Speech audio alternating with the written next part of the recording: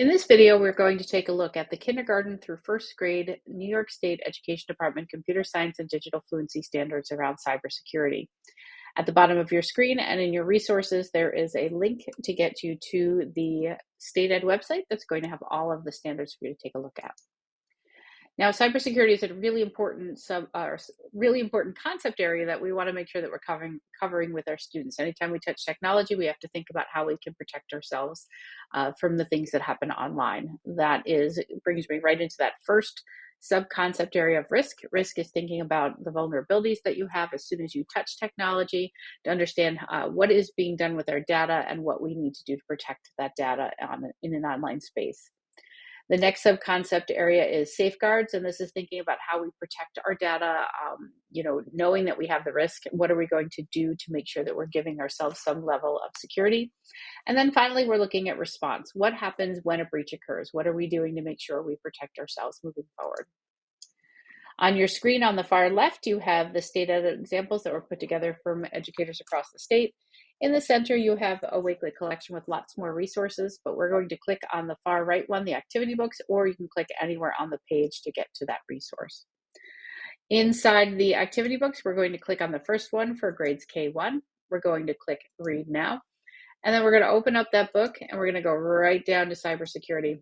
Again, cybersecurity is broken down into three sub-concept areas: risk, safeguard, and response. There's only 5 standards in this area, so it's a small area, even though it's an incredibly important one.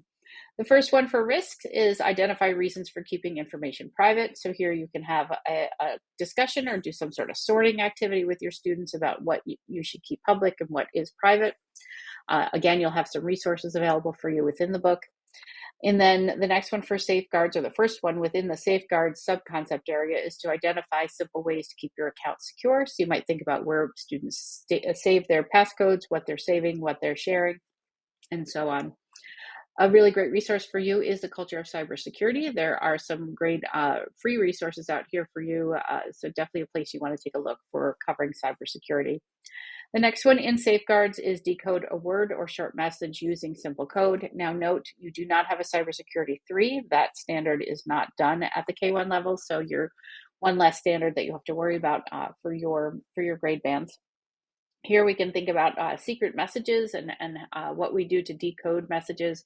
Just like you break down different words, you might use a decoding program or process in your classroom. You're just going to think of it from that cybersecurity lens. Again, some more examples for you using some resources that hopefully you have on hand or you can get on hand that can help you out.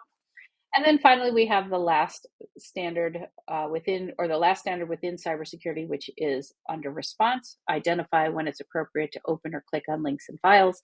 I've been in enough kindergarten and first grade classes to know that if a pop-up comes up, their hand goes up as well. We want to encourage that behavior before they click to make sure everything is fine. So go ahead and take a peek at these resources, look at the different activities that are listed in the book, and hopefully you can think about ways that you can embed these cybersecurity standards into your classroom.